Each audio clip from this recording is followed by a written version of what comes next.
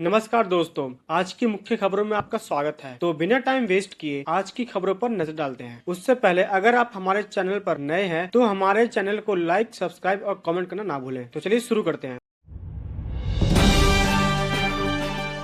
सबसे पहले Jeffrey Epstein files के नए खुलासे के साथ अमेरिका के जस्टिस डिपार्टमेंट द्वारा जारी लगभग 30 लाख पेज के डॉक्यूमेंट्स और फुटेज से अब तक 10 देशों में इस्तीफे हो चुके हैं, जबकि 80 से ज्यादा लोगों की जांच चल रही है, जिसमें राजनेता, राजदूत, अरबपति और शाही परिवार के सदस्य भी शामिल हैं, जिसके चलते स्लोवाकिया में एक उच्च अधिकारी ने अपना इस्तीफा भी दे दिया है। वहीं दूसरी ओर वैश्विक राजनीति में भारत की बढ़ती ताकत साफ दिखाई दे रही है और अमेरिका के बाद अब चीन भी भारत से दोस्ती बढ़ाने का हाथ आगे बढ़ा रहा है, जिसके बाद भारत ने संतुलित नीति अपनाते हुए दोनों महाशक्तियों के साथ संबंध मजबूत करने पर फोकस किया है, जिससे वैश्विक राजनीति में उसकी स्थिति और भी मजबूत हो रही है। वहीं फ्रांस के राष्ट्रपति इमैनुअल मैक्रोन की भारत यात्रा से पहले defence acquisition council 114 Rafale jets की 3.25 लाख करोड़ रुपए की मेगा डील को मंजूरी देने जा रहा है। इस डील में 18 फ्लाई अवे विमान तुरंत मिलेंगे और बाकी मेक इन इंडिया होंगे, जिससे भारतीय वायुसेना की ताकत बढ़ेगी। वहीं अगली खबर में मलेशिया के प्रधानमंत्री अनवर इब्राहिम ने पीएम मोदी को सच्चा और भरोसेमंद दोस्त बताया। उन्होंने कहा कि वे खुद को खुशकिस्मत मानते हैं कि उनके साथ हमारे संबंध बहुत अच्छे हैं। जिसके बाद दोनों नेताओं ने रक्षा, सुरक्षा और सेमीकंडक्टर, पर्यटन और लोकल करेंसी ट्रेड जैसे क्षेत्रों में सहयोग बढ़ाने का फैसला किया है। इब्राहिम ने मोदी के स्वागत को अद्वितीय और दुर्लभ भी बताया है। वहीं दूसरी तरफ मानव तस्करी के शिकार 4 भारतीय लड़कियों को रेस्क्यू कर लिया है। ये ऑपरेशन पंजाब के सांसद बलदेव सिंह सेखोवाल की मदद से सफल हुआ, जिसके बाद एक लड़की ने खुलासा किया है कि उसकी जैसी अभी भी 100 भारतीय लड़कियां ओमान में फंसी हुई हैं। जिसके बाद उन्होंने सरकार और एनजीओ से आगे की कार्रवाई की अपील की है। वहीं केंद्रीय कृषि मंत्री शिवराज सिंह चौहान ने भारत अमेरिका व्यापार समझौते की तारीफ करते हुए कहा कि इससे भारतीय अर्थव्यवस्था नई ऊंचाई तक पहुंचेगी और किसानों के सपने को नई उड़ान मिलेगी। जिसके बाद उन्होंने आश्वासन दिया कि इससे किसानों के हित पूरी तरह सुरक्षित रहेंगे और प्रमुख अनाज जैसे फल व डेयरी उत्पादों पर कोई भी समझौता नहीं हुआ है। इसके अलावा बांग्लादेश में हिंदुओं की स्थिति पर आरएसएस के प्रमुख मोहन भागवत ने बयान दिया है कि वहाँ पर अभी भी 1.25 करोड़ हिंदू हैं और अगर वो एकजुट हो जाए तो राजनीतिक व्यवस्था का इस्तेमाल कर अपनी सुरक्षा कर सकते हैं। जिसके साथ उन्होंने ये भी कहा है कि अगर इस बार उन्होंने भागने की बजाय लड़ने का फैसला किया है, लेकिन इसके लिए एकता जरूरी है। आरएसएस और विश्व के हिंदू उनकी मदद जरूर करेंगे। वहीं अगली खबर में केंद्रीय गृह मंत्री अमित शाह ने छत्तीसगढ़ के रायपुर में एक कार्यक्रम में कहा है कि भारत सरकार नक्सलियों पर गोली चलाना नहीं चाहती और अगर वे हथियार डाल दे तो उन्हें रेड कार्पेट बिछाकर स्वागत किया जाएगा। उन्होंने नक्सलवाद को विनाशकारी कम्युनिस्ट विचारधारा बताया और अपील की है कि माओवादी हथियार छोड़ दें, क्योंकि सरकार उन्हें पुनर्वासित करेगी। अमित शाह ने दावा किया है कि नक्सलवाद अब अपने अंतिम चरण में है